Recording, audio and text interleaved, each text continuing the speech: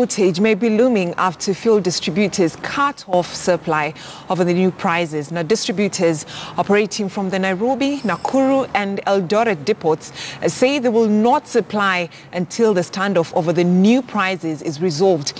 They kicked off the protest as activist Okia Omtata moved to court seeking to have the 16% VAT on petroleum products suspended, and as the public service vehicle operators in different parts of the country, like clockwork, hiked fares. Now, KTN senior reporter Rita Tinina with the details. 2 days since the new fuel prices took effect, resistance and lamentation over high fuel prices continues. And the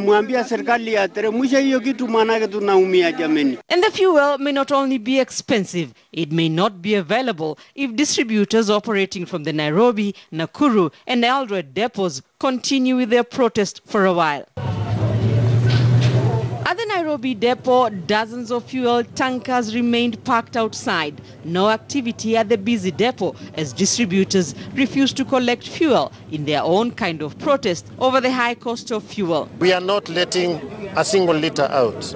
At the Kenya Pipeline Company Nakuru depot, drivers of fuel tankers stayed put with no fuel leaving the depot. In Eldoret, another busy depot, distributors turn the grounds outside the depot into a parking zone.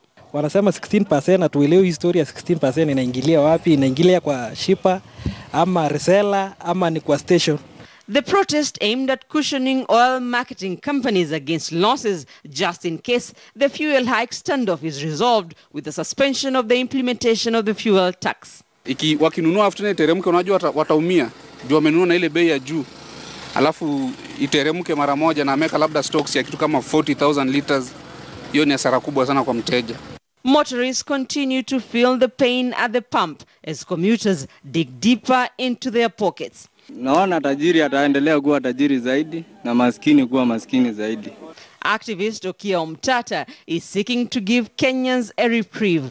In a petition filed under certificate of urgency at the Milimani Law Court, Omtata wants the decision by Treasury Cabinet Secretary Henry Rotich to effect a 16% VAT on petroleum products suspended, arguing that the decision is unconstitutional, invalid, and will have a negative impact on the cost of essential goods and services. I've raised a few major constitutional issues around it, including whether the 2013 Act, the way it imposes VAT on petroleum products, meets the threshold in Article 24, which allows for limitation of rights.